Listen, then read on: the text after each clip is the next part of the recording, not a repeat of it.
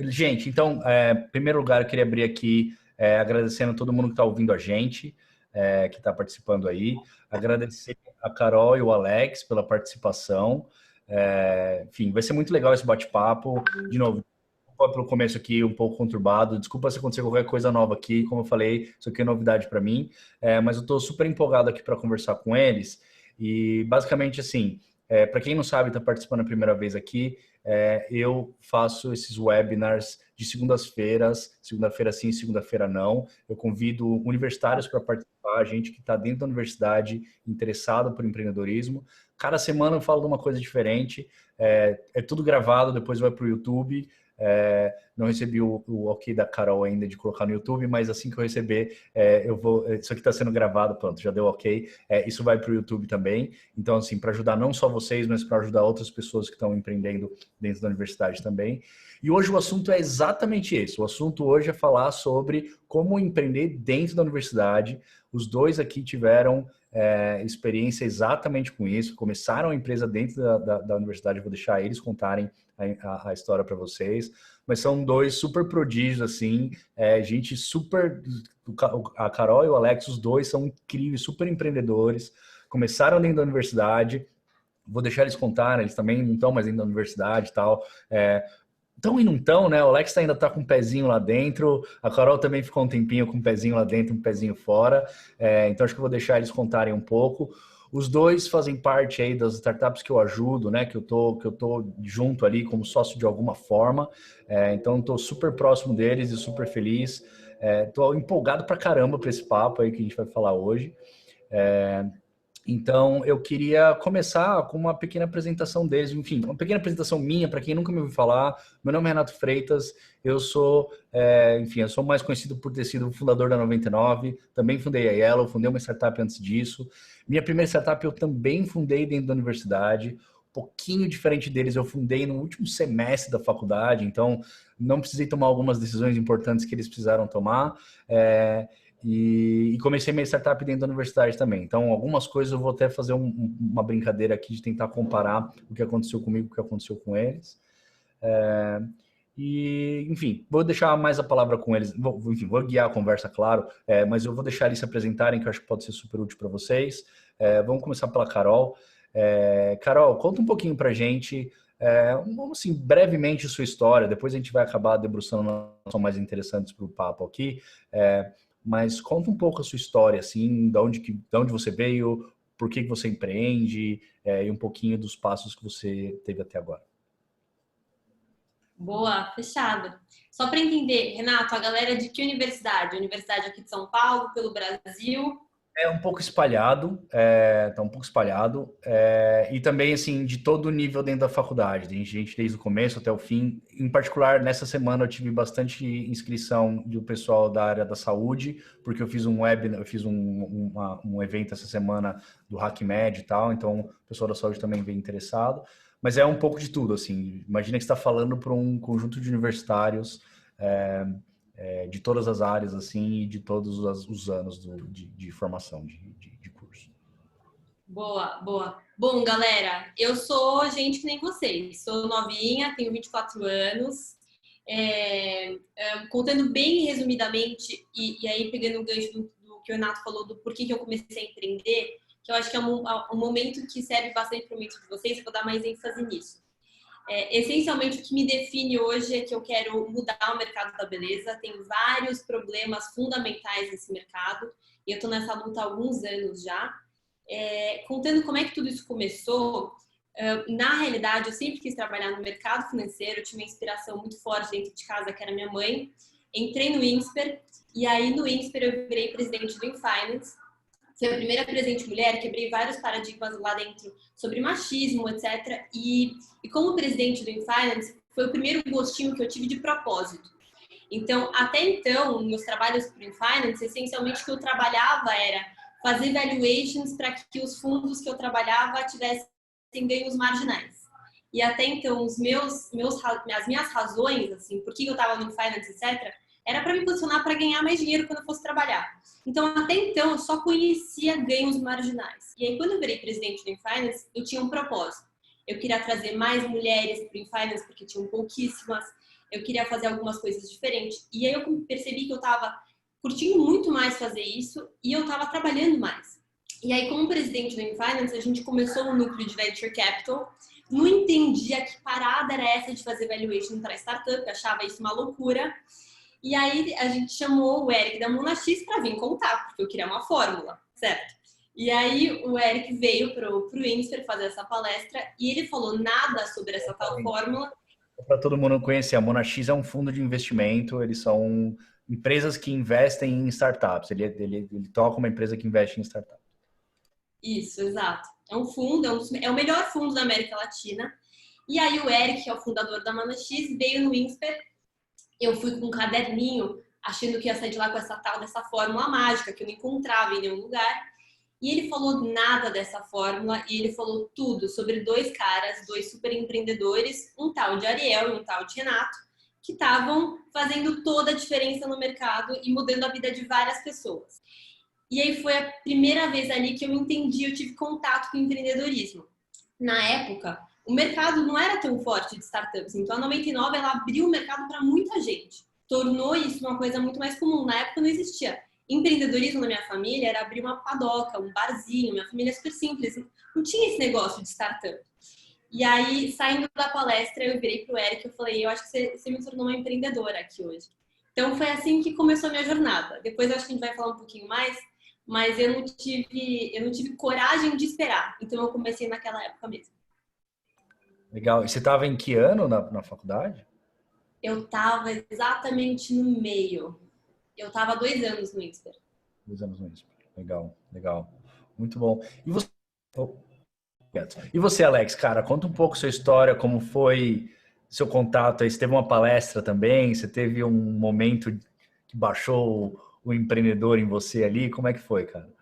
Cara, antes de mais nada, que legal a história da Carol, não tinha ouvido mais de perto, assim, e também super obrigado pelo convite, Renato, as palavras que você falou ali no começo, e de estar aqui presente hoje, acho que são pequenos acontecimentos que vão tornando cada vez mais um empreendedor mais certo de que está num caminho e, enfim, participar hoje aqui com vocês é um super prazer para mim hoje, o Renato que é uma grande inspiração para mim e para muita gente, imagino que vocês estão assistindo aqui também, então, obrigado por isso. Agora, falando um pouquinho né, não sei se foi bem uma palestra que eu vi na época. Eu tenho um espírito empreendedor, acho que desde criança, desde bem moleque mesmo. Quando eu estava no colégio, eu comprava chiclete na esquina mais barato para vender chiclete no colégio e conseguir comer o meu chiclete de graça. Então, começou assim, acho que minha veia empreendedora. Depois, quando eu ainda fui fazer faculdade de arquitetura, quando me formei do colégio, eu tive uma trajetória um pouco diferente, talvez. E depois, quando eu fui trabalhar, estava no Paris 6, né, uma grande rede, alguns de vocês devem conhecer, gastronômica. Lá eu pude fazer a expansão do negócio aqui no Brasil e treinar muitas equipes. Enfim, depois a gente levou o negócio para os Estados Unidos. E diferente, acho que um pouco da Carol, eu decidi voltar para a faculdade quando eu estava com 23 para 24 anos. Então, eu já tinha bastante experiência de vida, assim, vamos dizer. Claro que eu ainda era super jovem. Mas trabalhava justamente no Paris 6 e eram quase 400 pessoas lá na rede que respondiam para mim e para os resultados que a gente colocava dos treinamentos e vendas, expansão. Enfim, foi aí que eu decidi voltar para a faculdade. Falei, vou fazer GV, quero fazer administração, porque eu queria empreender de fato, né? Eu estava até agora falando com o Álvaro Chocard, do Além da Facu, não sei quem deve ter ouvido falar já dele, que basicamente tem uma grande diferença entre você viver o seu sonho e viver o sonho dos outros, né? Então, o que eu percebi naquela época, eu queria viver o meu sonho, eu queria viver aquilo que eu acreditava, né, da maneira que eu acreditava. Então, foi isso que me levou a voltar para a GV, voltar para o Brasil, na época que eu estava em Miami, e depois entrar na GV, entrar na Liga de Empreendedorismo. Foi a primeira coisa que eu fiz entrar na GV, foi entrar na Liga de Empreendedorismo. Eu sempre fui fascinado por tecnologia, negócios como, por exemplo, Uber, e aqui no Brasil é 99, ou Netflix e outros, me fizeram ficar realmente fascinado em como a tecnologia ia mudar o mundo, né? Era assim algo que estava claro, não é que ia ser o futuro, já era o presente, né? E enfim, eu como jovem me sentia na responsabilidade de contribuir para esse ecossistema. Então foi assim que eu entrei na Liga de Empreendedorismo. Na época eu ainda tinha montado uma consultoria para restaurantes, porque depois que eu saí do Paris 6, eu já estava com 24 anos, então eu não tinha a opção de vir para meus pais e falar, olha, então, sabe como é que é? Vou ter que recomeçar agora. Então, eu tinha que basicamente dar um jeito de continuar me sustentando e, enfim, seguindo a vida. Foi aí que eu montei uma consultoria para restaurantes. Era empreender, só que era diferente também, né? Bem diferente do que empreender com startups. E, enfim, foi dentro da consultoria que eu vi uma dor muito grande dos meus clientes, para eles não conseguiam contratar e manter bons colaboradores, né? E foi aí que eu comecei a perceber que, bom, acho que eu sei resolver esse problema. Já estava no meio de empreendedorismo, na liga de empreendedorismo.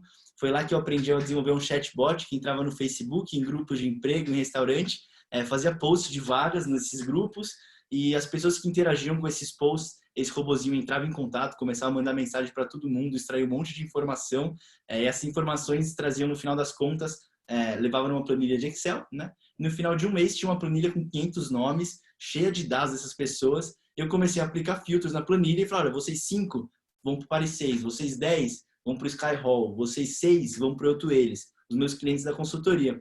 Começou a dar certo, o pessoal começou a falar, cara, o que você está fazendo?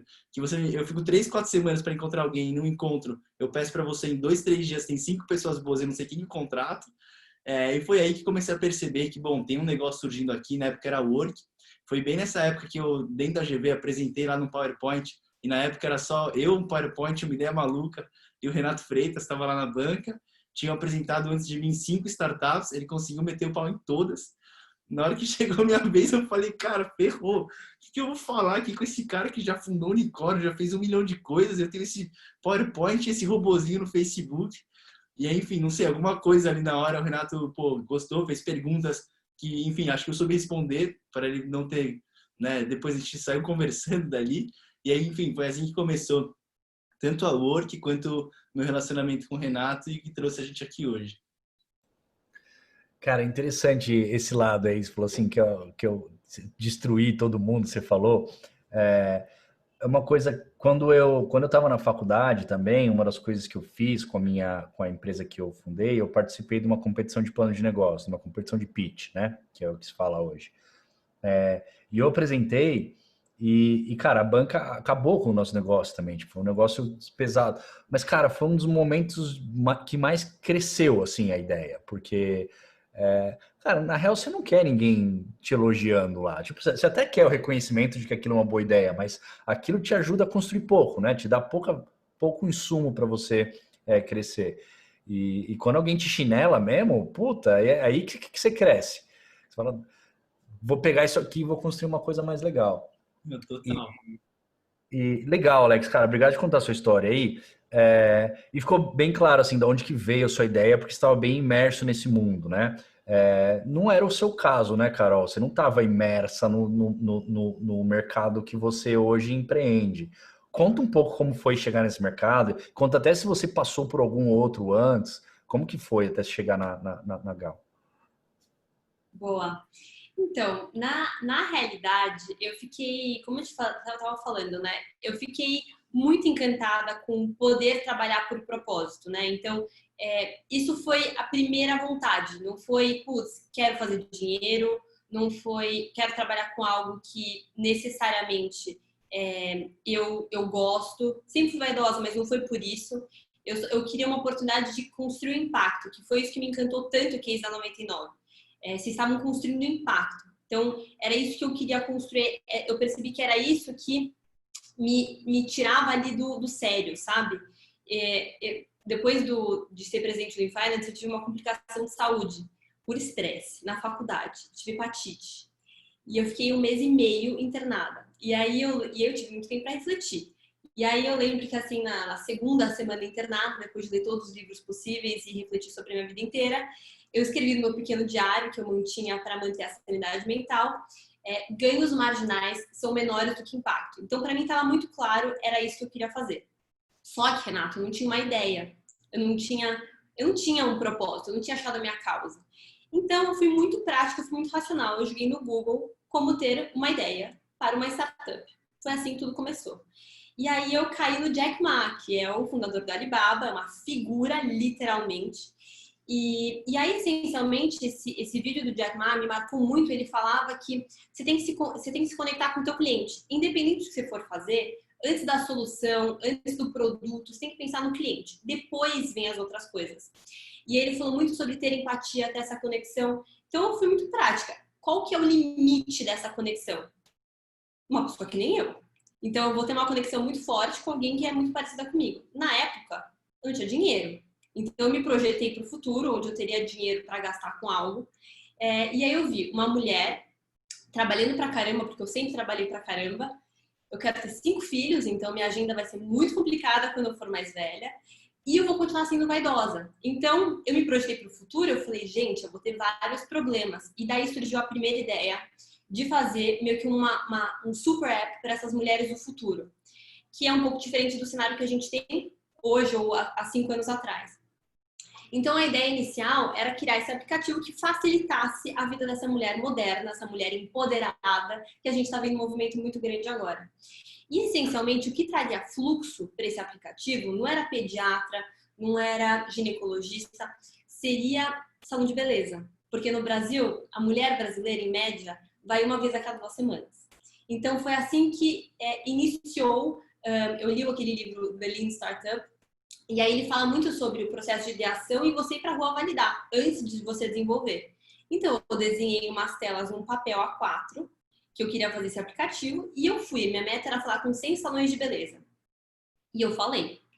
E depois do 10º, não precisava, porque depois do 10º eu entendi que a ideia era uma merda. Para mim era ótimo. Para essas mulheres que eu conversava era ótimo. Só que qual era o problema? Nenhuma das pontas pagariam. A mulher não pagaria pelo app e o salão não tinha dinheiro para pagar pelo app. Então, assim, era uma bagunça. Só que, por eu estar fazendo o Insper, eu tinha essa visão mais financeira apurada, e porque eu sou curiosa, eu acho que todos os empreendedores são curiosos. Comecei a fazer perguntas. Eu estava fazendo aula de Direito e Marketing na época, e aí na aula de Direito eu estava estudando um pouquinho sobre tributação e relacionamentos trabalhistas. E aí, por curiosidade, eu perguntei para o salão, e aí, como é que funciona aqui a relação trabalhista com os profissionais e tal?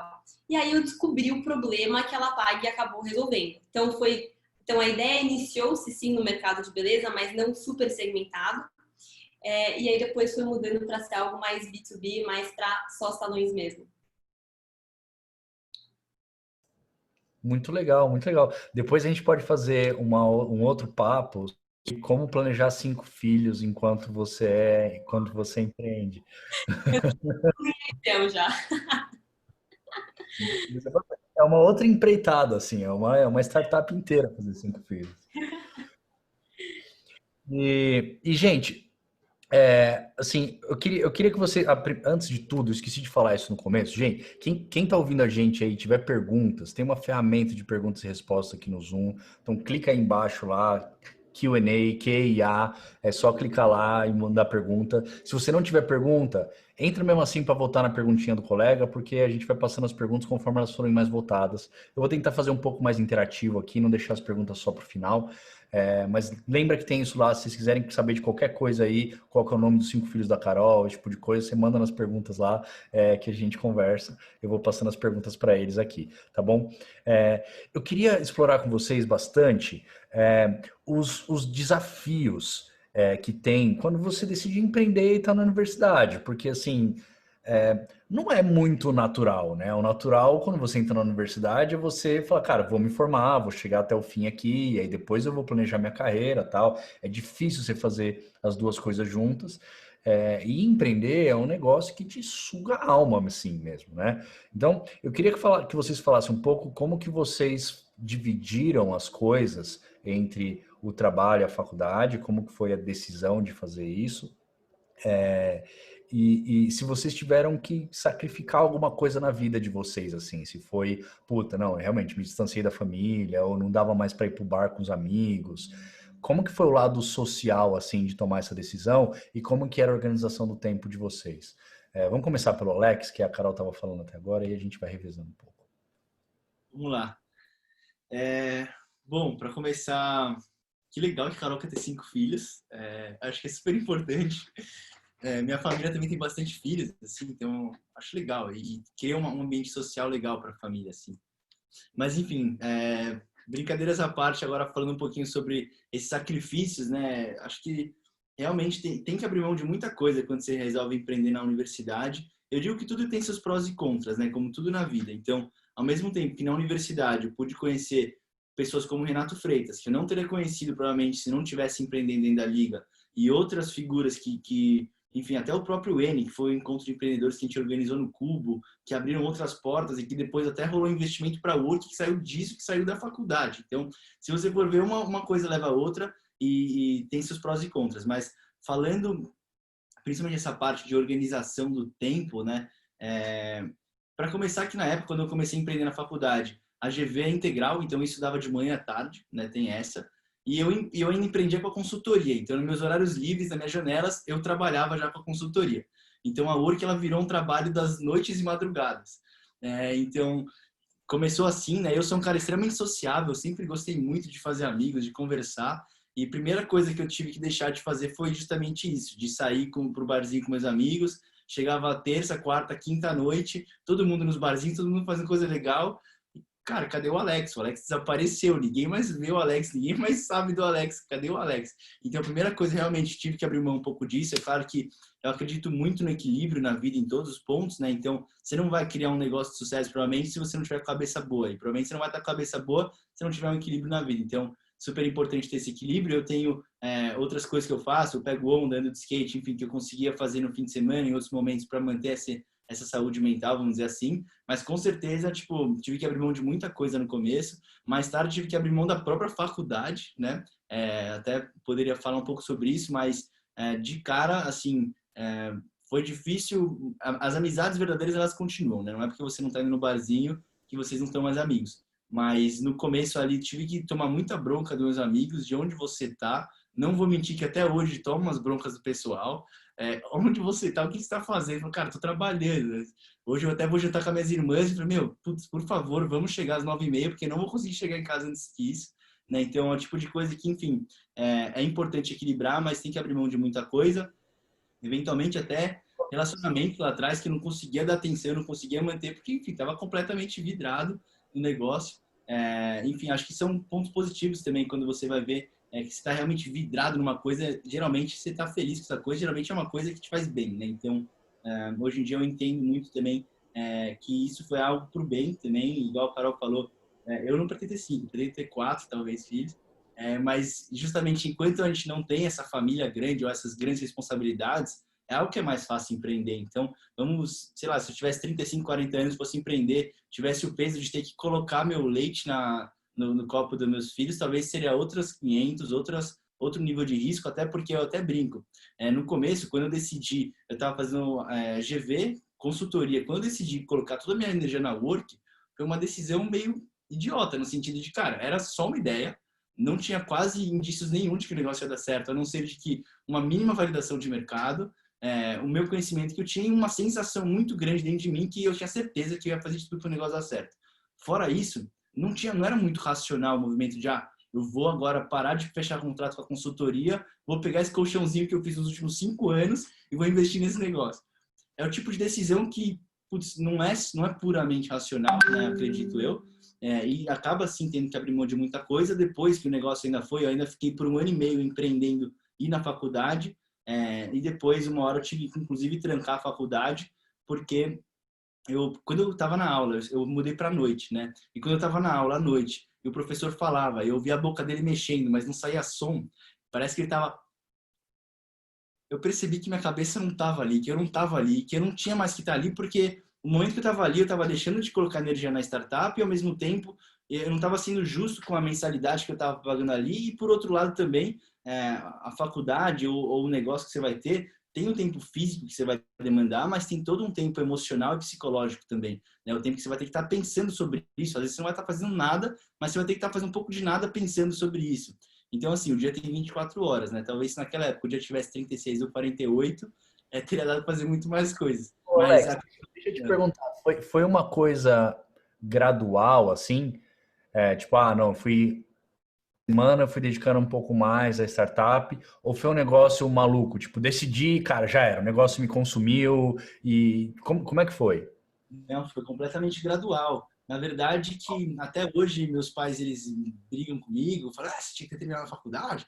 Eu estava agora na live com o Álvaro Chocai, ele até falou, não, mas pô, me parte de coração, tem que sair da faculdade, mas enfim, eu tentei ao máximo, ficar na GV o máximo que eu consegui para fazer bem feito, mas a partir do momento que eu percebi que eu não ia conseguir fazer bem feito nem a Work e nem a GV se eu estivesse nos dois, foi aí que eu decidi tomar uma decisão final. E não foi do nada, né? Foi um pensamento assim que durou um certo tempo. Eu ainda tentei, né? Tanto é que eu mudei para a noite a startup, a FGV. Nos 2 primeiros semestres eu era no integral, no terceiro eu ainda fui para a noite para conseguir ter o dia inteiro livre para work. E mesmo assim não foi suficiente, né? Então, com certeza foi algo super gradual, que eu fui aos poucos me enroscando na faculdade, pegando DP de matéria que eu manjava muito, e coisa do tipo, até que eu percebi que, cara, tipo, eu não estou sendo justo com as pessoas que poderiam estar sentadas nessa mesma cadeira que eu, e não estou sendo justo também em pagar uma faculdade dessa sem eu poder aproveitar. Então, acho que foi um pouco nessa linha, assim. Até hoje eu tranquei a GV, né? Então eu não larguei completamente, mas muito também para eu poder continuar fazendo parte da Liga de Empreendedorismo, que se eu tivesse saído eu não estaria fazendo parte, então é quase que eu brinco. Eu sou o único membro da Liga que paga uma mensalidade para estar lá, mas isso continua abrindo bastante portas, então é algo que enfim, ainda tento extrair um pouco do melhor desses dois mundos. Legal. Carol, conta um pouco como foi para você, assim, você teve que abrir mão de muita coisa, foi muito difícil conciliar, estar na faculdade e empreendendo junto, conta um pouco.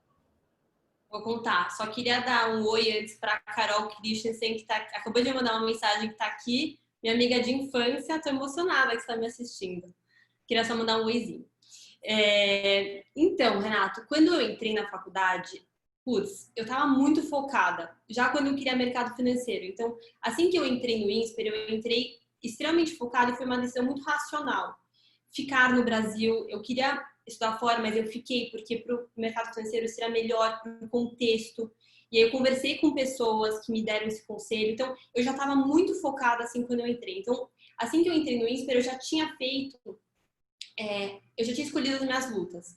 Então, eu já não participava das festas, eu não fiz muitos amigos e eu já me dedicava muito ao InFinance.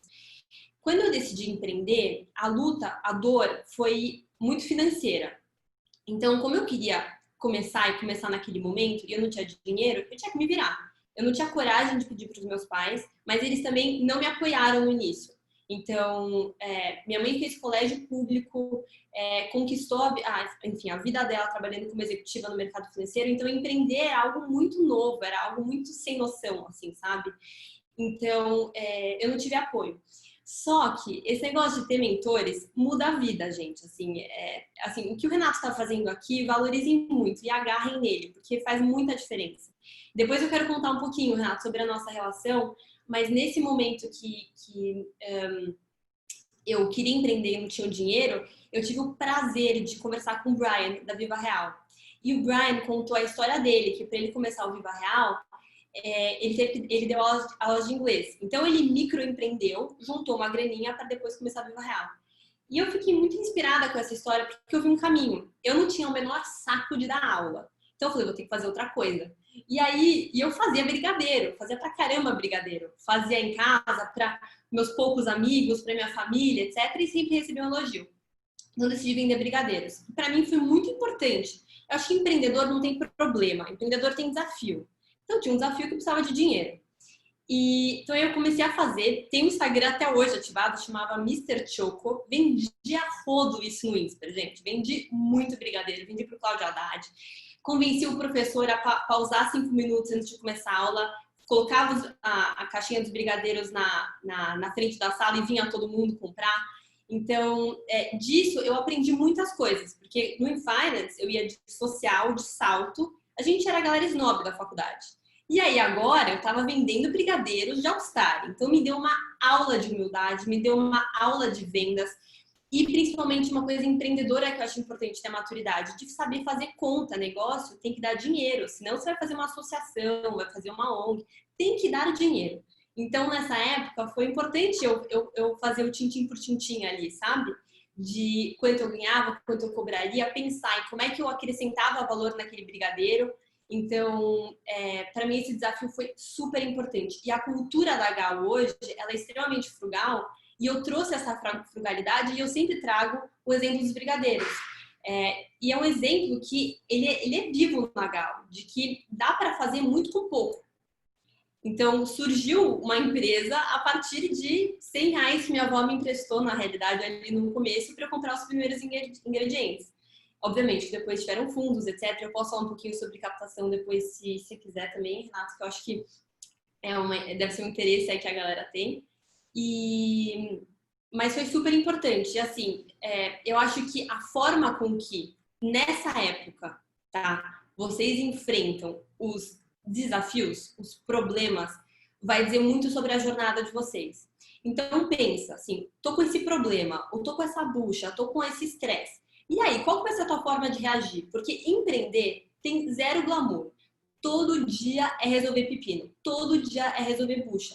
Então, esse início, testem na faculdade dá para dar errado, não tem filho para sustentar, como o Alex falou. Eu acho que é o melhor momento para começar, mas se perceba, porque às vezes empreender não é para todo mundo, e tá tudo bem, tá? Ninguém é melhor ou pior do que alguém por empreender. Então, e eu acho que vale fazer a reflexão. Cara, eu tô ok em lidar com tanto estresse? Ou é melhor eu ser um executivo? Não é que ser um executivo é 10 mil vezes mais fácil, mas é menos estressante. Você vai para casa à noite e consegue dormir bem. Tem esse ponto, Carol. Realmente. Sabe o que eu queria que vocês falassem um pouco agora, que é também para trazer o exemplo para a galera que está dentro da universidade. O que você, na opinião de vocês, foi útil e vocês conseguiram aproveitar da universidade? Então, o Alex já falou que, pô, tô na liga até hoje, tô lá, tranquei em vez de sair para poder ter um jeito. A Carol também tem uma história muito legal da galera que ela contratou dentro da universidade. Então, queria que vocês falassem um pouco o que o ambiente dentro de uma universidade favoreceu, ou seja, foi útil para vocês. E também se tiver exemplos de coisas que não, isso aqui atrapalhou, isso aqui ficou no meio do caminho. Me conta um pouco desse ambiente, como que ele afetou aí a história do início das startups de vocês. Vai lá, Alex, que eu falo demais. Um pouquinho tá ouvindo? Falando um pouquinho então, né, dessas coisas, o que ajudou, talvez que atrapalhou. Bom, acho que a primeira coisa que ajudou muito, igual eu falei, estar na liga em um ambiente onde, primeiro, eu aprendi lá desde o zero o que era um MVP, não sabia o que era um MVP. Eu era fascinado por tecnologia, isso é legal. Eu já tinha visto o aplicativo da Uber rodando e eu achava o máximo.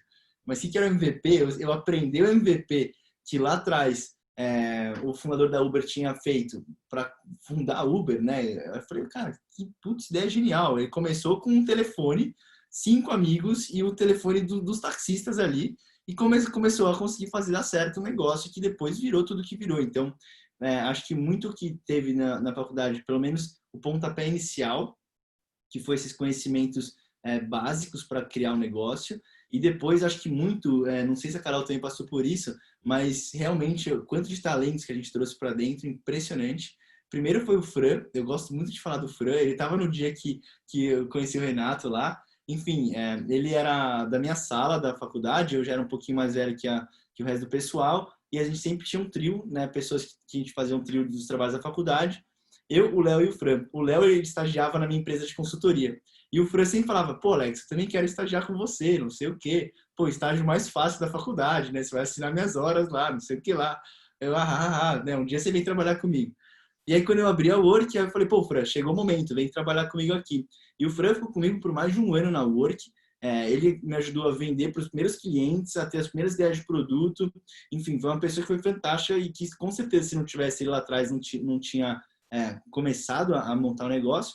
Num segundo momento, em julho do ano passado, a gente abriu para um estágio de férias na GV. Então, a gente abriu lá para... Eram 100 e poucos alunos que tinham no grupo. Eu falei, gente, é o seguinte, quem tiver de bobeira em São Paulo, a gente tem essa startup, que é a startup mais da hora que tem. Se não, vou achar uma startup tão legal quanto. Se vocês quiserem fazer um dinheiro, ganhando comissão, vendendo pirulito para criança, vem trabalhar com a gente. E aí foi assim que a gente começou, enfim, botou mais uns 5 estagiários de férias na época dentro da Work, vendemos para um monte de cliente. Enfim, eles saíram em agosto, deixou com a gente só os pepinos de atender os clientes. Foi engraçado depois de tudo isso, mas enfim, foi muito importante porque fez tracionar no começo. Enfim, aí depois disso, quanto de gente que não tem? Hoje, só da GV que a gente tem porque meio que eu conhecia. A Sossô, que é nossa gerente de comunidades, ela fez Liga de Empreendedorismo lá atrás comigo. A gente tem na GV também o Pedrão, que hoje é nosso estagiário comercial e também veio por meio dessas conexões na GV. Tem o Messi, que enfim era do INSPER, não tem muito a ver com a GV, mas também foi por causa dessa conexão. E a gente está contratando, começa amanhã, até eu vou até ressaltar, se depois ele ver, o cara mais brabo que tem, digno de 3 quadros de honra em 3 semestres, nos top 5% alunos da GV lá, o Caetano, começa amanhã e também era da minha sala lá atrás. Então, acho que esse networking, né? Essa possibilidade de conhecer pessoas e que depois vão poder trabalhar com você, empreender com você, fazer um negócio junto, isso com certeza agrega muito. Outra coisa que agregou muito foi que eu conheci o diretor da GV na época, que é o Thales Andreassi. Ele abriu várias portas pra gente. Ele era aquele que era PhD em inovação, empreendedorismo. O cara sabia de tudo, assim. Então, foi um cara que, além de abrir muitas portas, tanto de conhecimento, mas também até portas, por exemplo, mais pra frente, Estadão e outros canais que ajudaram a gente pra caramba.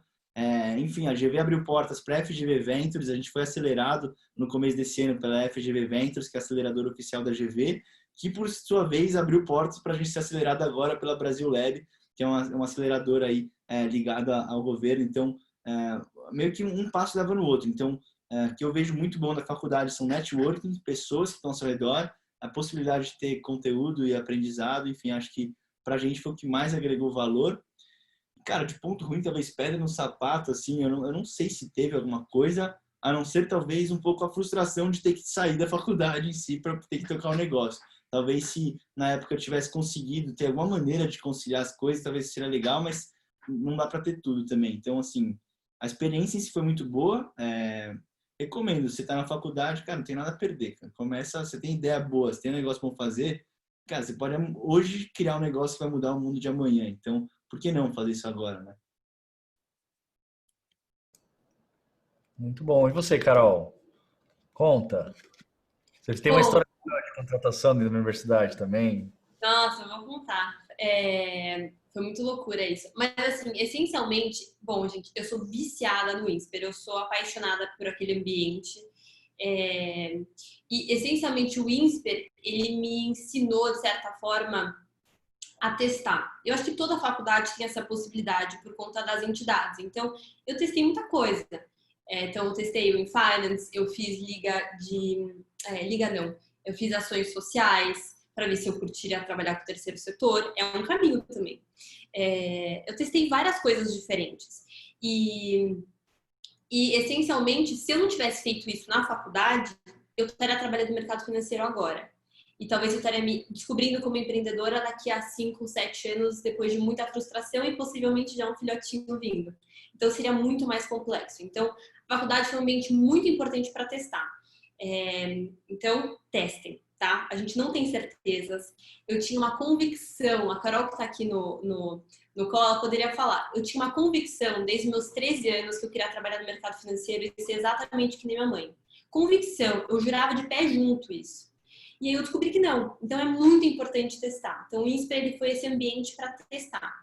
E a segunda coisa, o INSPER através da Liga de Empreendedores, eu aprendi a duas coisas. A primeira, sendo brutalmente honesta, a ser folgada e não ter vergonha. Então, no momento que você é estudante, você meio que tem uma assinatura de que você pode pedir ajuda. Então, foi assim que eu entrei em contato com o Renato, foi assim que eu entrei em contato com o Brian, foi assim que eu entrei em contato com o Davi do Nubank. Então, quando você é um estudante, as pessoas querem te ajudar de alguma forma. Eu chamaria de cara de pau, não de folgada. Cara de pau. E aí, então, isso foi muito importante. Então, eu usei bastante esse crachá. E ainda, estando na liga, eu tinha uma dupla desculpa. Então, eu era aluna e eu queria trazer para o propósito, era vir para falar com a galera da Liga de Empreendedores. Então, foi assim que eu conquistei muitos meus mentores. Então, acho que essas foram as duas principais coisas. E o desafio de você estudar numa faculdade que exige excelência e empreender é muito complexo. Então, no comecinho da Lapag, na época era só Lapag, não era Gal, eu era meio que o atendimento, eu era vendas, eu era tudo que não fosse tecnologia.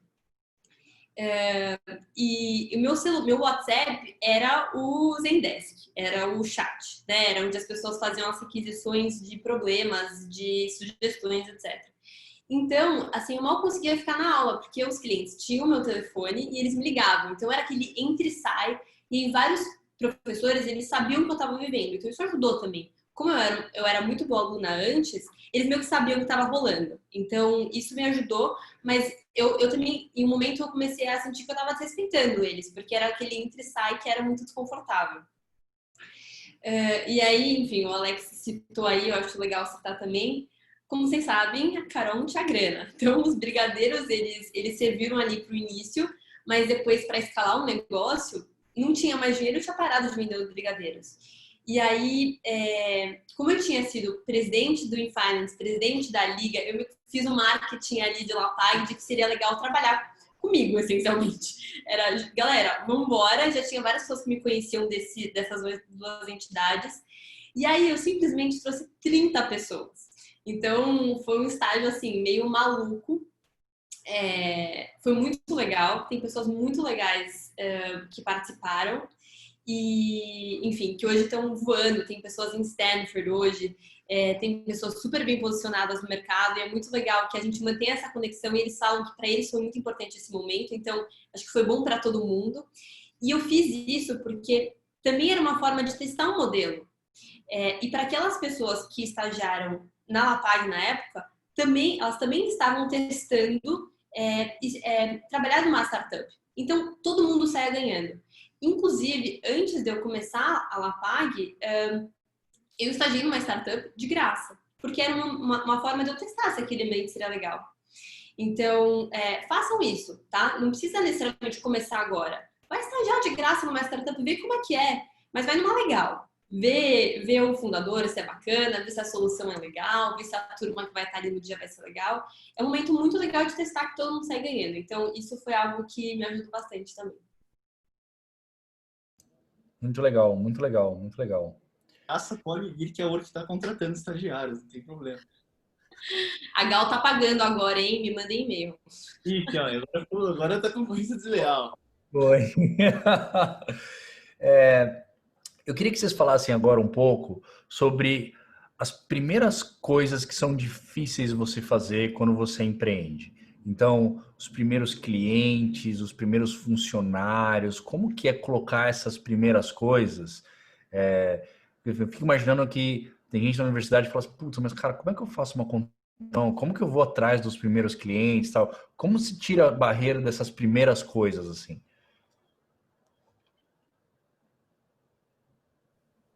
Começa pela Carol agora, vai, pronto. Bora.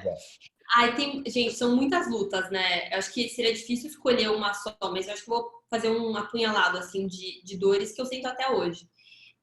Eu acho que existe uma dor muito grande que é natural e qualquer empreendedor ou empresário ou líder vai viver isso, é você desligar alguém. Então, isso é super difícil. Eu acho que você vai ganhando muita maturidade depois que você faz algumas, você vai entendendo quais são as tuas razões para fazer isso. Então, acho que depois que enfim, a empresa ou a startup tem uma cultura muito bem definida, vai ficando cada vez mais fácil. Porque aí já é um pouco inegociável, um pouco indiscutível, etc. Mas as primeiras vezes, assim, é dolorido. E eu já tinha feito isso no InFinance. Eu era bem dura no InFinance, eu mudei bastante. Mas, de toda forma, continua sendo complicado. A segunda coisa é que você coloca muita emoção no que você está fazendo. Então, a tua ideia, o teu modus operandi, o teu primeiro produto, o teu MVP, tem meio que uma simbiose, assim, de filho que é complexo quando o cliente não gosta. Então, você fica meio frustrado, tipo assim, como assim? Eu trabalhei pra caceta pra te dar uma solução como essa. Ou a primeira vez que você vai pra rua tentar vender algo que você tá há meses construindo e ninguém quer comprar. Então, tem essas pequenas frustrações, assim.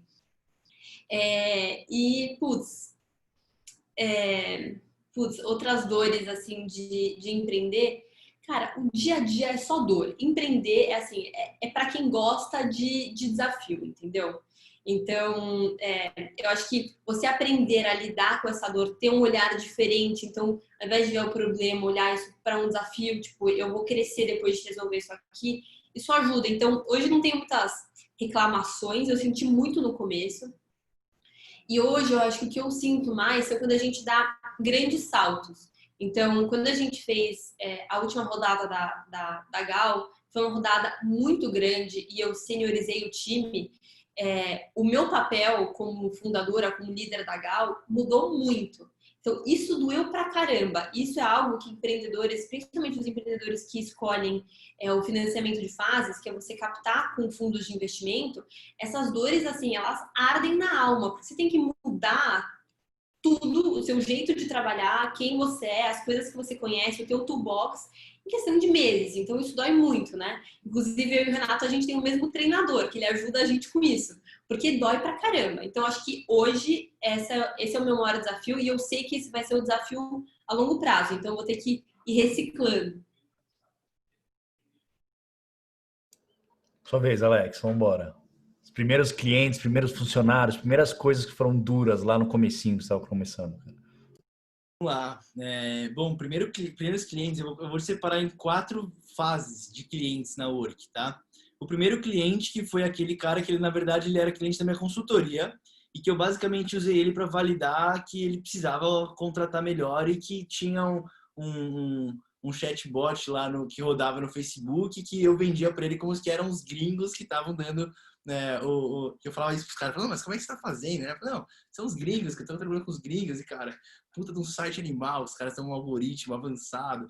Esses foram os primeiros clientes, os caras que eram da consultoria, que toparam pagar mais caro pela minha consultoria porque eu estava trabalhando com os gringos que, na verdade, eram chatbot da Work. A segunda leva de clientes foram os primeiros clientes, aqueles que quando tinham estagiários de férias, eles foram na rua para vender. Então, naquela época, a gente tinha acabado de lançar a nossa plataforma versão beta. Então, os primeiros clientezinhos que eu acabei de citar ainda eram um MVP, né? Não tinha nem plataforma, não tinha nem site ainda. Essa segunda leva foi assim que a gente tinha acabado de lançar o site, a gente estava há 8, 9 meses estudando o mercado e o produto, como é que ele ia sair para lançar. Quando a gente lançou a plataforma, por mais que a ideia dela era muito boa e a ideia dela resolver o problema do restaurante era muito legal, de fato, se entrasse lá, ela não ia resolver esse problema. Porque ele ia te... O que ele fazia, né? Você era um restaurante, você entrava lá, você anunciava uma vaga, ele ia te dar um hot list de 10 pessoas. Fala, cara, essas 10 pessoas combinam com você. Mas qual que é o problema? Dessas 10, que você pode chamar as 10 para entrevista. Talvez só 4 vão receber a mensagem. Desses 4, 2 confirmam. Desses 2, puta, o cara, um perdeu a passagem do busão e o outro, a filha passou mal. Ninguém foi na entrevista do cara. Então, assim, por mais que tinha um negócio que era legal e que, em tese, ia funcionar muito bem, não tinha como atender o cliente só com esse primeiro produto que a gente lançou. Então, o primeiro cliente, essa segunda fase de cliente da Work era um cliente que já via um pouco esse sonho, mas estava muito longe de ser atendido e que a gente frustrou quase todos naquela época. Então, foi muito legal, porque a gente aprendeu como não fazer, né? Como não vender talvez um negócio que é um puta de um sonho, mas o seu produto não faz 1/10 disso. Então, acho que isso foi bastante legal, né? E aí teve uma terceira leva de clientes que foi quando a gente já tinha um produto mais bem estabelecido, que ainda não estava pronto, mas que ele já conseguia, de alguma maneira, resolver esse problema para o cliente. Então, a gente pegava esse cliente, ele em certos momentos ficava feliz com a gente, mas em outros momentos ele não ficava tão feliz porque o produto em si sozinho não resolvia toda a dor do cliente, né? A gente não percebeu que a gente tinha que formar um time de Customer Success e dar uma atenção 360 para esse cliente e ajudar ele nessa jornada dentro da Work, até porque mesmo nessa época, que era depois de 6 meses que a plataforma estava no ar, o produto ainda estava sendo construído, né? Então, foi esse terceiro momento que era, cara, beleza, a gente tem um cliente que ele fica mais ou menos feliz, mas, cara, a gente ainda não sabe exatamente o que fazer para ele ficar 100% feliz, mas está no caminho certo, ele já está mais ou menos feliz. Já é melhor que aqueles outros que queriam matar a gente. E aí veio a quarta leva de clientes, que eu vou pegar mais, são clientes que a gente conseguiu já desse ano para cá, ou do final do ano passado para cá, que foi realmente quando a gente já tinha uma plataforma, já tinha um produto bem estabelecido. É claro que o produto, é o que eu falo, é always beta, né? Sempre tem que melhorar, e a gente sempre está numa versão que tem que ficar melhor para o cliente, mas a gente já tinha processos da empresa, já tinha um time com várias pessoas que davam atendimento a esses clientes. Então, nessa quarta fase, vamos dizer assim, que é a que a gente está hoje, são clientes que já estão felizes, que inclusive estão mandando aqui mensagem perguntando se a gente atende em Guarulhos, porque está indicando um amigo deles que abriu um restaurante em Guarulhos. Então, seria meio utópico dizer para você que a gente atende o cliente legal desde o dia 1, cara. A gente ficou 1 ano e meio quase atendendo o cliente mal, não mal, mas atendendo under-delivering o que ele estava esperando, aprendendo com ele, para a gente chegar no momento de falar, putz, que legal, a gente tem clientes agora que indicam outros clientes, sabe? Então, acho que primeiros clientes, cara, talvez a gente demorou, assim, e normal. Mas se eu for colocar em números, talvez passaram uns 80 restaurantes por nós, assim, até a gente ter o primeiro que falou, caraca, atendemos bem esses caras, sabe? Então, isso eu acho que foi algo legal de compartilhar, porque para mostrar um pouquinho que não são só rosas, né? Quando a gente vê de fora, parece que é tudo uma maravilha. E, cara, o que a Carol falou, de dentro, empreender, chega a ser estressante. Você fala, cara, não acredito. Eu tô aqui há 1 ano e pouco nisso, fazendo. E, cara, por que esse produto não fica assim, né? Então, é o tipo de coisa que você ter a resiliência, né? Eu acho que é uma coisa super importante na caminhada do empreendedorismo, essa resiliência de saber que você está melhorando, que está no caminho certo, que é um passo de cada vez e que tem tudo a ver com o time também, que essa é outra questão, que no comecinho, né, era eu e mais um estagiário que estava full time no negócio mesmo, né? Então era muito difícil realmente dar toda essa atenção. E depois, quando você vai tendo mais clientes, vai tendo mais tração, vai tendo mais gente acreditando em você, mentores super feras, investidores super feras por trás, você começa a construir um time, esse time vai atender bem seu cliente. Então, hoje, a gente atende super bem o nosso cliente, porque a gente tem aqui um time de 3 pessoas de Customer Success que estão super focadas e sabem como atender o cliente, que eu tô aqui agora fazendo uma live com o Renato e com a Carol, e eles estão atendendo bem o cliente. Então, é muito essa questão de como montar esse time, né? E no começo, mesma coisa. Você talvez vai no comecinho ter que trazer pessoas que talvez não tenham o perfil que você precisa, mas, cara, é quem tá do seu lado ali, quem vai te ajudar a dar os primeiros passos. E aos poucos você vai trazendo um time cada vez mais sênior, com mais capacidades, igual a Carol falou, que fizeram depois um round maior para seniorizar o time. Cara, eu posso falar hoje, batendo o peito com muito orgulho, depois de quase 2 anos empreendendo com a Work, vai fazer 2 anos no mês que vem, hoje eu tenho certeza que a gente tem um time altamente competente para fazer o que a gente precisa fazer. Há 6 meses atrás, se me perguntasse, eu falei, cara, a gente tem um time legal, a gente tem um time bom. Mas hoje eu falo, cara, a gente tem um time altamente competente para resolver o problema que a gente tem que resolver. E se for ver, é um processo de 2 anos para eu te falar isso aqui hoje. E eu tô falando isso porque eu acredito nisso mesmo, tá? Não é porque tem gente do nosso time assistindo, não. Mas é um pouquinho disso, assim, né? Que hustle, né? É muito tempo de hustle até você começar a colher os frutos. Eu acho que tem que ter muito claro, assim, primeiro, resiliência é super importante. Segundo, você ter clareza e calma para colocar a bola no chão e saber, pô, estamos evoluindo, sabe? Porque, igual a Carol falou, é muito BO que vai dar, muita bucha que vai estourar. Se você não tiver a calma de falar, putz, mas olha a evolução que a gente teve de 2 meses para cá, de 6 meses para cá, talvez você se perde nesse meio tempo. Então, acho que é muito hustle mesmo e muita cabeça no chão, cabeça no chão não, pé no chão, para, enfim, conseguir saber que está no caminho certo. Legal. Agora uma pergunta que vai ser só para Carol, tá, Alex? É uma pergunta que eu já tinha colocado na minha lista de perguntas aqui, mas também é uma pergunta da Natália. A Natália mandou uma pergunta aqui. E na verdade eu vou deixar ela um pouquinho mais ampla a pergunta da Natália. A pergunta exata dela é: quais as dificuldades em empreender sendo mulher? E eu queria, na verdade, que você falasse quais são as características de empreender como mulher, porque eu gosto de acreditar que é possível que tenha alguma coisa boa pro lado de empreender sendo mulher. Não há dificuldades, talvez tenham coisas que acabam te ajudando de alguma forma. Então, conta um pouquinho pra gente, o que você sentiu, o que você viveu nesse aspecto, Carol? Boa. Assim, essencialmente, o desafio de empreender sendo mulher, ele é exatamente o mesmo de você trabalhar sendo mulher e você crescer em qualquer outro lugar, tá? Então, as lutas femininas, elas são muito parecidas, só que elas têm outras dinâmicas, outras máscaras, mas elas são exatamente as mesmas. Eu queria contar um pouquinho, Renato, de uma experiência que eu tive no InFinance, eu acho que me ajudou muito. E aí depois algumas outras que eu fui adquirindo assim ao longo do tempo como gatilhos para lidar com isso.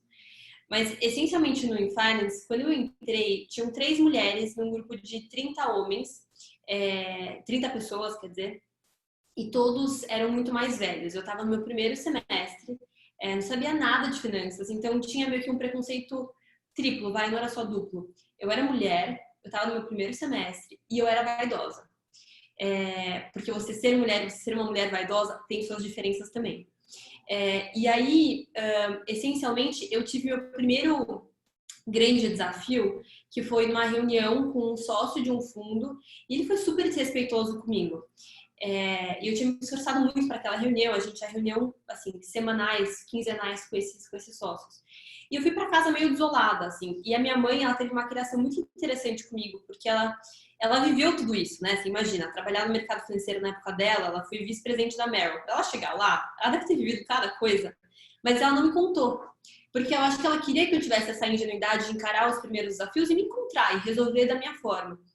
Então eu não achava que eu ia encarar aquilo. Então eu cheguei em casa meio desolada e foi muito racional a forma com que eu olhei para isso. Porque eu tinha essencialmente dois caminhos. O primeiro, eu ia ficar super frustrada e eu poderia escolher um outro mercado, eu poderia virar meio que uma militante, poderia fazer várias coisas e poderia não encarar aquele problema. Quer dizer, seguir aquele caminho, né? De ir para o mercado financeiro. O segundo, eu iria, e se eu fosse, eu ia para ganhar. E eu teria que me tornar inevitável. E aí, obviamente, tinha muito mais a ver com o meu perfil, eu escolhi esse segundo caminho. E dentro de ir para a luta e realmente se tornar inevitável, tinha duas coisas que eu podia fazer. Eu podia colocar o pé na mesa, né? Eu poderia falar mais alto, poderia tentar me masculinizar de alguma forma, ou eu poderia ganhar sabendo o dobro. Por exemplo. E aí eu escolhi esse caminho. E aí eu meio que me coloquei numa condição, naquela época do InFinance, que eu entendi que como mulher eu ia ter que saber um pouco mais. E tudo bem. Naquela época, tudo bem. Então eu cheguei para a próxima reunião com esse sócio desse fundo, achando e percebendo, e realmente no final se mostrou que sim, sabendo o dobro do que as pessoas que estavam naquela sala. Então ele teve que me ouvir. Inclusive porque eu falei algo sobre a companhia que ele estava analisando que nem mesmo ele sabia e ele já estava comprado naquela empresa. Então, a partir dali, ele passou a me ouvir. E aquele foi meu primeiro queijinho. Quem não leu O Poder do Hábito, leia, é ótimo. Depois que você tem o primeiro queijinho, aí vai. Então, isso se tornou algo que eu me coloquei numa condição naquela época de saber o dobro. Hoje em dia é um pouco diferente. Eu gosto mais de brincar com essa situação. Então, quando eu tenho algo muito importante, eu tô toda de oncinha aqui hoje. Quando eu fui fazer captação, eu ia toda de rosa. Eu gosto de brincar com isso. E tudo bem, mulherada, vamos brincar com isso. Deixa a galera achar que a gente é menos. E aí, então, eu chego toda assim, a pessoa já me acha uma perua, uma novinha, nada a ver. E eu começo a falar e ele fala, uau. Então, eu comecei a brincar com isso. Então, eu acho que hoje em dia a gente precisa, enfim, achar formas de se portar onde a gente se sente confortável. Eu me sinto confortável nesse game de chegar mais vaidosa e tal. Eu gosto de ver a cara das pessoas, eu acho engraçado, me dá segurança. Pode ser que para você seja outra coisa. E vai ser mais difícil. Inclusive, eu vou deixar meu contato com o Renato. Eu adoro conversar com mulheres que querem empreender. Eu acho que a gente tem que se unir. E eu converso com algumas meninas que estão nessa etapa de faculdade, assim, semanalmente, quinzenalmente, etc., para a gente trocar ideia. Eu fiz um grupo, etc. Então, vamos manter contato. Então, se vocês quiserem, enfim, trocar ideia comigo sobre esse tema, o Renato pode dar meu contato e a gente conversa um pouquinho mais. Legal, muito bom. Obrigado, Carol. E agora eu queria passar para uma pergunta que é mais para os dois, assim. É comum eu receber perguntas aqui, como a pergunta do Fernando, e acho que tem mais pessoas aqui que perguntaram, como é que eu faço para ter os primeiros passos, para ter uma ideia rodando, se eu não tenho um time de tecnologia, ou se eu não manjo de tecnologia, o que eu faço de primeiros passos?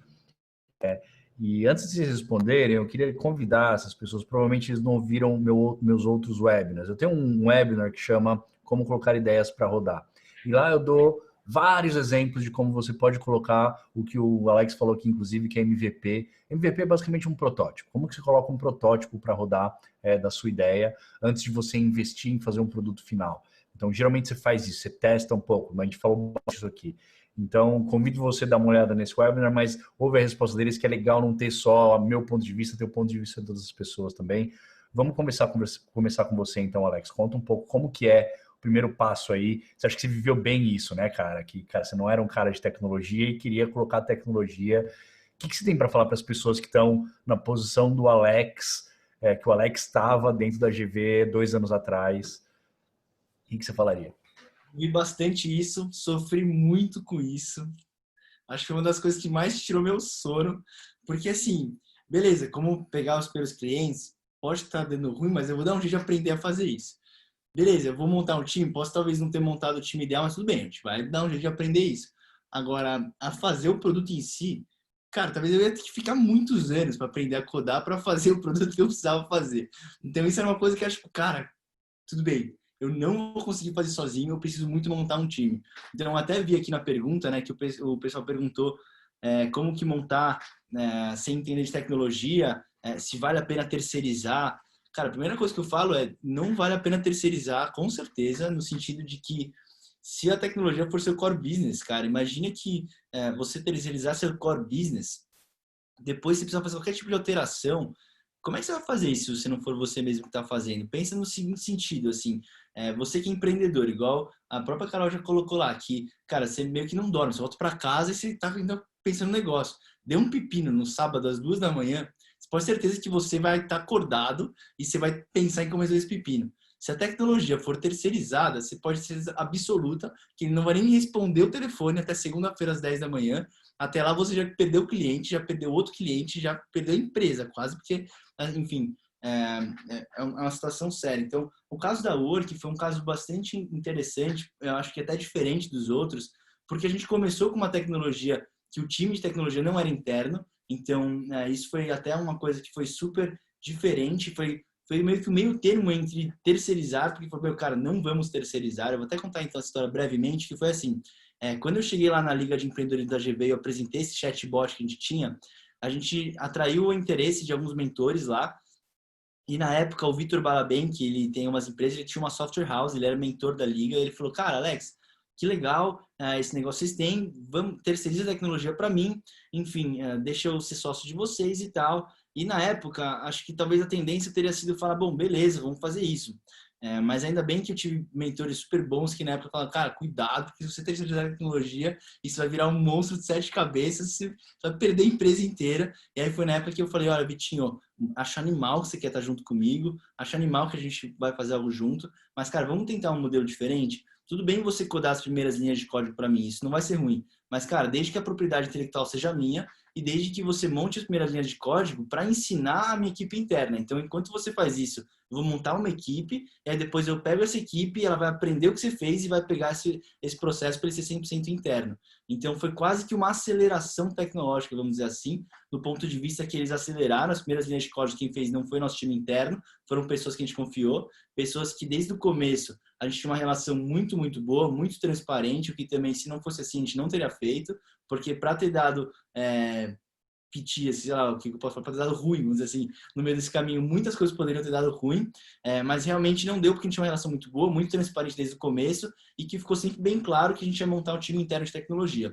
Então, isso foi em janeiro de 19 que a gente assinou esse contrato, em abril para maio de 19 a gente lançou a plataforma, a gente foi ter o nosso primeiro time de tecnologia interna entre agosto e setembro do ano passado, então foram quase 8 meses. Não é que foi 8 meses porque a gente não estava atrás, tá? Foi difícil pra caramba encontrar alguém que estava a fim de se demitir do trabalho dele, entrar no nosso sonho sem ganhar um centavo, com um negócio que talvez ia sair alguma coisa dali. Então, ficamos 8 meses para conseguir trazer a primeira pessoa. Enfim, essa pessoa começou, depois ainda veio mais uma pessoa, a gente foi vendo as partes do time que, putz, não estava indo muito para frente, até que eu só fui realmente montar o time de tecnologia mesmo forte depois da primeira rodada de captação que a gente teve, quando a gente conseguiu pagar um salário, ainda por mais que menor que a média do mercado, pelo menos algum salário eu conseguia pagar para esses desenvolvedores, e aí depois oferecer também um vesting, algo assim. Eu gosto de falar que só em fevereiro desse ano, foi quase 1 ano e meio depois de que comecei a Work, que realmente eu olhei para o time de tecnologia interna e falei, caraca, agora a gente tem um monte de aviãozinho aqui dentro, um monte de gente que vai fazer esse negócio dar certo de verdade. E se você for colocar isso na linha do tempo da empresa, em fevereiro desse ano, a gente estava naquela terceira fase de cliente, que os clientes eles estavam meio que mais ou menos felizes, mas ainda não tanto. Então, acho que a construção do time de tecnologia foi algo super gradual que acompanhou a evolução da empresa, mas se for colocar para vocês essa questão de a importância de ter um time interno, acho que é fundamental, não precisaria de tecnologia por nada, a não ser que ela não seja seu core business, ela seja só uma maneira de você se comunicar com o mundo externo. E depois acho que é muito a questão de saber compartilhar o sonho, porque tem uma frase que fala, né? você quer ir rápido, vai sozinho, mas se quer ir longe, vai com os outros, né? Monta um time. Então, acho que é saber compartilhar um pouco do sonho, saber compartilhar um pouco dessa visão onde você quer chegar, porque se você tem um negócio que realmente pode ficar grande do jeito que você está falando, que realmente tem um propósito como você está falando, e que realmente vai mudar o jeito das pessoas, da vida das pessoas como você está falando, cara, não é possível que você não vai conseguir trazer alguém. Vai demorar, talvez você vai ficar triste no meio do caminho, você vai ter 3 crises existenciais, você vai pensar em desistir 5 vezes, mas você não vai desistir porque você é resiliente e no final vai dar tudo certo, você vai conseguir montar seu time. Mas acho que vai muito nessa linha de vender o sonho e saber identificar também quando as pessoas elas entregam, quando as pessoas elas se comprometem, elas realmente fazem, e saber, acho também, trocar rápido. Acho que aprender rápido, errar rápido é importante, aprender rápido é mais importante ainda, igual o Renato falou. Não sei se foi o Renato, foi o Álvaro, agora que estava falando, já deu tilt na mente aqui, mas que tá aqui para escutar só... foi o Renato que falou. Que tá aqui só para escutar elogios, enfim, não vai ajudar muito, mas tá aqui para realmente ver, escutar os desafios e as partes dando errado, é onde realmente vai fazer evoluir. Então, acho que para montar um time de tecnologia, tenta se infiltrar aí nos meios que tem, seja hackathon, seja os grupos, as ligas universitárias, tem muito lugar que você pode encontrar desenvolvedores bons, ou seja, até um GitHub da vida ou um grupo de WhatsApp que você vai conseguir entrar. Mas, cara, tem que fuçar de todos os jeitos que você conseguir, vender o sonho, ser resiliente. Enfim, não sei se talvez me prolonguei muito para falar muito da mesma coisa, mas é um pouquinho da visão assim, que eu tenho por aqui. Não sei você, Carol. Conta aí, Carol, e você? Como é que coisa sem entender de tecnologia? Terceiriza, vai atrás de alguém, faz um negócio de qualquer jeito? Como que é? Olha, quem tem a opção, aprende a codar. Nossa senhora, se eu pudesse escolher uma faculdade hoje, eu faria engenharia da computação. E vou estimular todos os meus filhos a fazerem também, é o futuro, né? Porque, nossa senhora, teria dado uma autonomia, assim, no início. Para mim foi relativamente complexo achar uma forma, e aí eu vou contar um pouco das buchas. Eu terceirizei um pouquinho no começo, mas depois achei uma solução. Mas, assim, antes de tudo, eu acho que o principal conselho em relação à tecnologia é, antes de você pensar em codar, valida que é isso que você tem que codar. Então, o framework, assim, dessa teoria da Lean Startup me ajudou muito. Eu sei que tem críticas e elogios sobre esse framework e sobre esse livro, mas eu gosto bastante dele. E eu segui ele bem à risca, assim, de desenhar, de ir lá validar com o cliente, de pegar os insights, de reconstruir, voltar, validar se, enfim, as pessoas comprariam aquilo, se tinha meio que um fit. Obviamente que você só vai encontrar que a teoria chama de product market fit, depois que já tiver várias pessoas comprando, a galera estiver satisfeita, etc. Mas ter esse fit inicial, antes de você codar, eu acho que é super importante, porque senão você vai jogar dinheiro fora. Ou tempo fora, se você coda. Então, foi muito importante seguir isso. Sigam, tá? Porque às vezes as ideias, elas são muito boas na nossa cachola. Mas aí você vai falar com o cliente, ele acha uma merda. Desola. Mas tem que fazer isso, porque senão você vai perder dinheiro.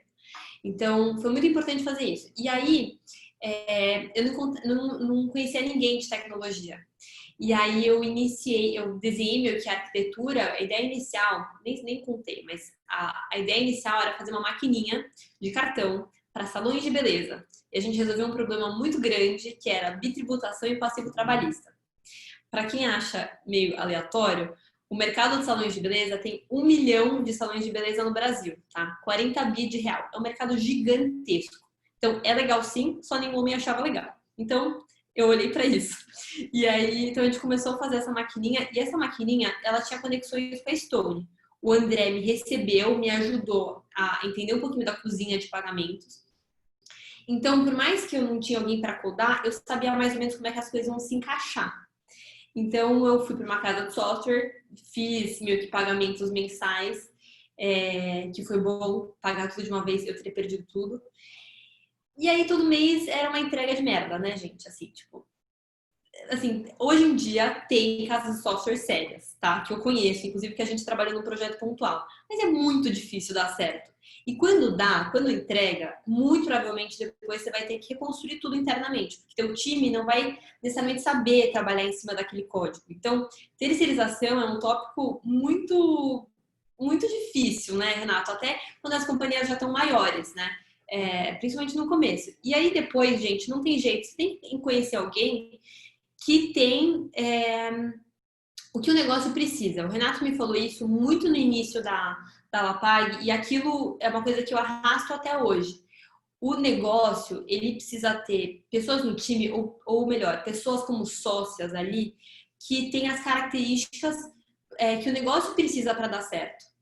Então, para mim estava muito claro que se naquela época era só a Lapag, era uma empresa puramente tech pagamentos, que é um pouquinho mais profundo ainda, eu estou aqui no time. E aí, enfim, eu achei uma pessoa na faculdade, etc. E aí depois as coisas começaram a andar. E nesse estágio de férias, só pra gente ver, né, que assim, dá pra achar stag e dev também bem no início, tá? Nesse estágio que a gente fez de 30 pessoas, eu trouxe 5 pessoas que eram os top CRs de engenharia da computação do INSPER. Inclusive, sou super próxima, sou super amiga deles hoje em dia. Assim, não teria começado sem eles, porque só a pessoa que eu tinha trazido pro time inicialmente não teria dado conta. E aí, hoje em dia, as coisas vão melhorando, tá, gente? Tecnologia é esse desafio, mas chega uma hora que vai, né? O Alex achou a turminha dele. Eu acabei de trazer uma pessoa para o time que vai ser a líder de tecnologia, que é uma mulher muito legal. Tô tão feliz, assim, com essa contratação. Tão difícil, assim, achar uma liderança feminina em tecnologia. Então é isso. Então as coisas vão ficando mais fáceis, mas no começo, gente, não tem jeito. Não terceirizem, validem ao máximo, tentem ter soluções MVP que às vezes nem precisam de código, então usa o Drive para fazer alguma coisa, usa uma outra plataforma, tenta simular o que o teu produto faria sem necessariamente precisar de código. E quando você estiver muito certa que aquilo, investe tempo e suor e lábia para conversar com pessoas de tech e acha alguém, ou aprende a codar. Legal. Gente, a gente tá mais ou menos chegando numa reta final aqui. Eu queria fazer uma pergunta aqui, que é uma pergunta muito legal que o Fernando fez. Foi direcionado para Carol, mas eu acho que serve para vocês dois, assim. É impressionante isso, cara, no caso de vocês dois, assim. Como que vocês conseguiram ganhar know-how, aprender tão rápido, sem ter trabalhado numa startup antes? O que vocês trouxeram para a vida de vocês de recursos para acelerar aprendizado, para acelerar a capacidade de execução de vocês? Porque, cara, você precisa disso no começo. É um livro? Teve uma outra pergunta aqui de gente que pediu para indicar livro. Se tiver livro para indicar, fiquem à vontade. É um livro? É um aplicativo? É uma religião? É mentoria? Que vocês fizeram que adiantou para vocês? Falou assim, cara, eu preciso aprender rápido, absorver coisa muito rápido. O que vocês trouxeram para a vida de vocês nesse sentido? Começa pela Carol hoje, vai essa última, vai, pronto. Várias coisas, mas eu acho que tem duas principais. Eu vejo muito YouTube, assim, muito YouTube. Gente, a quantidade de informação que tem online hoje é algo de outro mundo. Tem vários canais que me ajudaram muito no começo. O canal da Y Combinator é muito bom. Renato, se puder mandar o link pra galera, eu acho que esse é muito legal. É em inglês, eu acho que talvez tenha legendas, pra quem não fala inglês. Mas é muito legal e o blog deles é muito legal. Então ele dá meio que pequenos frameworks ou pequenas boas práticas, assim, desse início empreendedor que eu acho sensacional. Tudo disponível gratuitamente, não tem por que não consumir isso se você é um empreendedor. Então, muito YouTube. Inclusive, nos meus apps, eu sei, a galera sempre me zoa, que a galera aqui na Gal, né? Vira toda semana alguém me pergunta, e aí, quantas horas você tá vendo em média por dia? Virou meio que uma piada aqui dentro. Eu vejo 2h30, em média, de YouTube por dia. E é assim que eu aprendo grande parte das coisas. Eu aprendi a fazer uma rodada de investimento no YouTube. Então, isso me ajuda bastante. E a segunda é não ter vergonha de perguntar. Renato, quantas coisas já te perguntei, assim? Te manda um WhatsApp pro Renato. Renato, como é que faz isso? Como é que você lidou com isso? Você pode falar 5 minutinhos? Vamos almoçar na semana que vem? E fazer isso com vários empreendedores. Então, isso me ajudou muito. E ter o Renato, principalmente na minha jornada, eu acho que foi um super acelerador. Já cansei de falar isso, Renato, mas assim, sem ter tido você próximo, teria sido muito difícil. Teve horas que você foi meu psicólogo, teve horas que você foi meu professor, teve horas que você foi meu investidor e me deu recursos para realmente ir. Então, ter pessoas assim do teu lado ajudam pra caramba. Então, enfim, já te agradeci várias vezes, mas agradecendo de novo na frente da galera. Obrigada. E, gente, se vocês tiverem a oportunidade de convencer o Renato a investir o tempo dele em vocês, façam isso, porque acelera pra caramba. Obrigado, Carol. Para deixar claro, não foi combinado, eu não paguei nada para Carol. Não é um pulo. Não, mas ó, vou te falar que eu compactuo, até brinco quando eu vou falar com o pessoal que se não fosse o Renato eu já seria unicórnio, mas pelo tamanho do chifre que eu ia ter na minha cabeça, de tanto que ia ter batido a cabeça na parede, porque foi muito assim que realmente aprendi, e não só aprendi, mas porque assim, né, gente, tipo, ainda mais vocês são universitários como a gente era quando a gente começou. A gente tem muito pouca experiência, né? Sei lá, mesmo eu que vou falar, pô, tudo bem, tive alguns anos de experiência no Paris 6, mesmo assim não é nada de experiência. Se for ver os caras do MIT, que tem 20 anos de estar aqui, mais 15 daquilo lá, e tantos diplomas, e a gente está começando mesmo. Então, pelo menos, para mim, o que fez muita diferença foi estar perto de pessoas muito boas. Então, com certeza, eu brinco com o Renato, que o Renato é oficialmente um mentor aqui, né? Tanto meu mentor como pessoa profissional da minha vida profissional, quanto da work em si, do negócio, quanto de dica que ele já não deu lá atrás. Então, isso com certeza foi uma coisa diferencial. E eu sou meio viciado em pessoas, né? Eu acredito muito que tudo que a gente conseguir na nossa vida inteira, ela vai ser por meio de pessoas. Vai ser muito raro você conseguir uma coisa do começo ao fim realmente sozinho. E se você acredita que foi sozinho, tenta pensar, porque em algum momento desse processo, alguém te ajudou nisso. Seja com alguma dica, ou seja com alguma porta que abriu. Então, eu busquei, pelo menos aqui, estar sempre próximo de pessoas muito melhores que eu, pessoas que já fizeram isso antes e que já fizeram, de preferência, mais de uma vez, e que já aprenderam muito, e perguntar para elas, né? Acho que, da mesma maneira que a Carol falou aí, né, de não ter vergonha de perguntar, acho que é muito importante, porque quantas perguntas, essa vez que eu fiz pro Renato, ele falou, cara, esse moleque não deve entender nada, né? Tipo, que pergunta básica que ele tá me fazendo aqui. Mas, cara, tipo, se eu não perguntar pra você, eu vou perguntar pra quem, sabe? Tipo, e ainda mais se uma pessoa, igual a Carol falou, tão fera, igual o Renato tá aí, se vocês que estão aqui hoje vão ter essa oportunidade de se aproximar e eventualmente de conseguir ter um pouquinho desse tempo, e no começo não foi fácil, eu enchi muito o saco do Renato por bastante tempo, ficava mandando mensagem para ele toda semana, até que uma hora que eu lembro que ele mandou, falou, cara, não precisa ficar me atualizando do seu negócio, me pergunta só se quiser perguntar uma coisa. Renato, eu vou ficar te atualizando, eu vou te perguntar, eu vou te encher o saco. Porque, cara, tipo, querendo ou não, toda vez que a gente conversa, sai alguma coisa boa daqui. E no comecinho, às vezes ele demorava uma semana, 2 semanas para me responder. Só que quando eu respondia, era tipo, caraca, quanta coisa que eu aprendi aqui, sabe? Tipo, e às vezes uma pergunta que eu fazia, enfim, até uma vez o Renato até falou lá com o desenvolvedor que eu tava super em dúvida se eu trazia o cara, se eu não trazia. O Renato foi lá, trocou uma ideia com o desenvolvedor e falou, cara, melhor você não trazer esse cara aqui não. E é o tipo de coisa que, cara, se não fosse isso, imagina quanto tempo que ia ter perdido, ou quanta energia que ia ter colocado em vão nas coisas. Diferente da Carol, eu não assisto 2 horas e meia de YouTube por dia. Eu assisto um pouco menos, eu gosto bastante também, mas a minha maneira de se relacionar mais com isso é mais lendo, talvez. No Y Combinator, inclusive, que ela citou, é um dos que eu mais gosto de ler, inclusive, o blog que eles têm lá.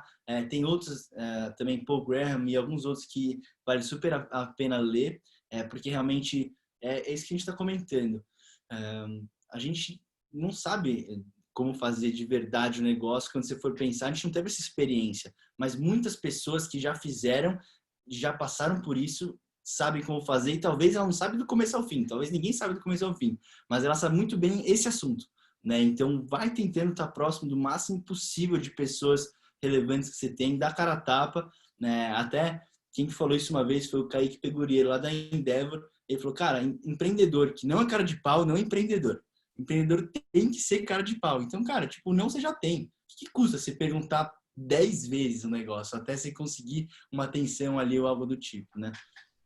E a gente aprende muito por erro, né, Alex? Tipo assim, no dia a dia a gente erra. E tem muita coisa que eu não sei hoje que eu vou saber daqui a 2 anos. E tá tudo bem errar. Eu acho que uma das coisas que eu trago muito aqui para a cultura da Gal é que, essencialmente, você trabalhar numa startup é você ser pago para errar o possível para depois se acertar. É isso. Então, e aí, para você ter uma cultura que tá ok em testar, que é de onde vão sair as grandes inovações, você precisa estar ok com o seu próprio erro, porque senão você vai se martirizar para sempre, porque a gente vai errar muito. Então, acho que a última coisa que eu acabei não falando, mas eu acho que a gente concorda com isso, talvez nós três, é que a gente vai aprender na marra também. Vai ter muita coisa que teoria nenhuma a gente consegue trazer isso para o mundo real.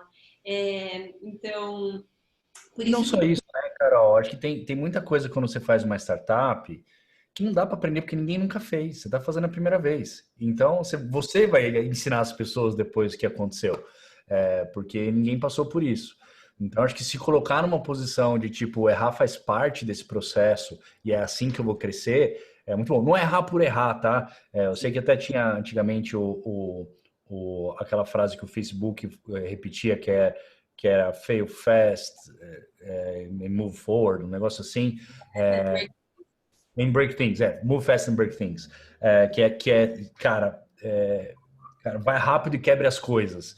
E acabava dando uma impressão errada e as pessoas acabavam interpretando como errar por errar. Não é errar por errar, errar com o intuito de tentar acertar, e errou, faz parte, vai aprender para crescer. Então, legal, gente. Gostei aqui. Acho que nesse ponto aqui eu queria complementar, só porque uma pessoa que pediu dica de livro, eu vou dar dica de 3 livros que eu gosto, e um deles é um pouquinho de jabá, tá? Já dando um pouquinho de spoiler. O primeiro é os de 0 a 1, Zero to One Till, é muito bom. É um livro que fala sobre como você tira uma empresa do 0 a 1, que tem um capítulo muito legal que fala sobre os aspectos psicológicos de você empreender. Um outro que eu gosto chama Satisfação Garantida, que é o livro da Zappos. Esqueci como ele chama em inglês, mas o fundador, acho que é legal que não só ele conta a história das Zappos, mas ele conta também a história dele mesmo como empreendedor, que é bastante legal. E o terceiro, o jabazinho, o livro da 99, acabou de sair, acabou de estar fresquinho, quentinho, chama Unicórnio Verde e Amarelo, é só jogar em qualquer loja aí, tem versão Kindle, semana que vem sai nas livrarias. Então, acho que são 3 livros bem legais para você vivenciar o que é empreendedorismo, aí, o que tem de história, uns um pouco mais historinha, outros um pouco mais aprendizado, e aí tem um pouco de tudo. Bom, gente, é isso aqui. Eu queria agradecer a participação da Carol e do Alex. Queria liberar o microfone para vocês, sei lá, darem alguma consideração final ou falar alguma coisa que vocês queriam falar e que não calhou de ser alguma coisa que eu queria perguntar. Fiquem à vontade. E queria agradecer todo mundo que ouviu a gente também, porque, enfim, é isso. Acompanharam a gente aqui, fizeram perguntas, adorei, muito legal. Fiquem à vontade. Vai lá, Alex. Então vou lá. Bom, antes de mais nada, agradecer muito, Renato, por essa oportunidade de estar aqui hoje conversando um pouquinho, de compartilhar com a Carol também. A Carol que conheci pela primeira vez quando eu organizei o N lá atrás, que foi um evento super legal. E a Carol, enfim, eu lembro que naquela época eu estava começandíssima a work, estava nos primeiros passos, assim, engatinhando. E eu lembro que, putz, a Carol já foi um super de um modelo, assim, caraca, olha que legal, tipo, essa mina mó jovem, tipo, animal que ela tá fazendo aqui, sabe? Tipo, então, muito legal também de estar hoje compartilhando essa cadeira aqui com a Carol, com o Renato, são duas pessoas que acompanham a trajetória há um tempo. Livro, talvez eu recomendaria também The Hard Thing About Hard Things. É um livro muito legal, que é uma mistura de historinha com, ao mesmo tempo, aprendizados. E, assim, você vai ler coisas, talvez, que não vai ver em outro lugar. É um livro interessante. E talvez... Talvez só de consideração final, eu colocaria aqui 2 coisas que eu acho que são super importantes no empreendedorismo, além da resiliência, porque eu acho que a resiliência é a base para você conseguir realmente chegar longe no negócio, mas uma que você ser fascinado por evoluir, por aprender e por crescer. Eu acho que isso até complementa essa última resposta que a gente estava falando, porque se a sua empresa tem que crescer 10 vezes no ano, cara, você tem que crescer 10 vezes no ano também, né? Então, acho que você ser fascinado por aprender, por evoluir, isso é uma coisa que faz a diferença. E aí, uma última questão é só, cara, faça o que te faz feliz, faça aquilo que você gosta, aquilo que você acredita, e faz bem feito, sabe? Porque isso com certeza vai você se destacar no mercado. E é só isso mesmo, agradecer muito a todos vocês, Renato, Carol e todos vocês que estão assistindo. E, enfim, Obrigado, Alex. Nesse ponto, uma coisa que eu costumo falar para os empreendedores é, cara, injeta uma dose de paixão bem grande no seu problema, porque quando você empreende, por diversas vezes na sua história, você passa por momentos tão difíceis que qualquer decisão lógica, ela vai te fazer desistir. A decisão tem que ser emocional, tem que ser um negócio que você está completamente apaixonado por aquilo, você vai seguir, porque se você se você for na parte lógica, você desiste. Então, acho que vai muito em linha com isso que você falou. Carol, sua vez. Boa. Quero só contar um pouquinho o que é a Gal. Vim aqui essa menina falante e tal, toda de oncinha, não falou o que faz. Gente, eu vou falar rapidinho, depois eu quero deixar uma mensagem final. Essencialmente, como eu contei para vocês, comecei com essa maquininha de cartão, chamada Pag. A gente já atende vários clientes pelo Brasil todo com sistema de gestão, essa maquininha, etc. E a gente já começou a mudar um pouquinho as coisas com essa tecnologia, mas eu percebi que, putz, primeiro que a gente entrou numa guerra de maquininhas surreal e eu entendi que seria muito difícil ganhar um jogo nesse mercado e minha missão empreendedora não conseguiria com esse business. E aí eu tive a coragem de falar, que outra coisa eu vou fazer? E aí isso foi depois de uma rodada de investimento, isso foi depois de um tempo tentando fazer Lapag e etc. Então aí eu fui dentro da própria Lapag. Então a Gal nasceu de dentro da Lapag. Vou contar rapidinho o que é a Gal. A Gal é uma rede agregadora de salões de beleza. Então, é um modelo muito parecido com a Oio, muito parecido com a XP, muito parecido com algumas associações de farmácia que são muito populares no Brasil. A gente conhece pouco sobre esse mercado, mas que é muito parecido com o que a gente faz. Essencialmente, a gente escolhe salões com alto potencial, a gente transforma eles para a marca Gal e a gente coloca toda essa tecnologia lá. E a gente desenvolve esses empreendedores e esses negócios. Então, essencialmente é um modelo um pouco diferente do que só tecnologia. É apaixonante o que a gente está fazendo, a gente está muito no início. E, mulherada, quem quiser cupons para ir em algum Gal, depois me peçam que eu mando um descontinho para vocês. Homens podem também, mas o nosso público é mais feminino. E aí, só queria dar uma consideração final. Como eu falei para vocês, eu tenho 24 anos, acabei de fazer 24 anos, sou mulher, não tinha dinheiro para começar, comecei vendendo brigadeiros, comecei a Lapag sem entender nada sobre tecnologia ou pagamentos, não tinha trabalhado antes. E hoje a Gal fez uma última rodada de 7 milhões e meio de dólares, a gente está com um time super sênior. E eu não sou nem um pouco diferente de você. Nem um pouco. Eu não tenho QI elevado, eu não tinha notas absurdas na escola, inclusive eu fui diagnosticada com déficit de atenção quando eu era mais nova. Então, dá, com vontade. E o mais importante, que eu acho que só empreende quem tem propósito, assim, a longo prazo, sabe? Então, com vontade, com propósito e com muita resiliência, qualquer um consegue. Então, o que vocês precisam ter é um começo, é iniciar. Seja com um projeto pequeno na faculdade, que depois vira uma empresa, seja estagiando para experimentar, comecem. E é possível. Se alguém me falasse que com essa idade eu estaria com o nível de responsabilidade que eu tô hoje, quando eu tinha 18, eu daria risada da cara da pessoa. Mas dá. Um dia após o outro, dá. O que muda é a atitude que você toma hoje. É isso que vai mudar o teu futuro. Então, galera, vamos começar. E mulherada, principalmente, quem quiser conversar comigo, me chamem. Muito bem. Incrível. Super motivador. Gente, queria agradecer vocês dois aqui. Assim, é super gostoso de ver o quanto que vocês evoluíram aí nesses últimos anos.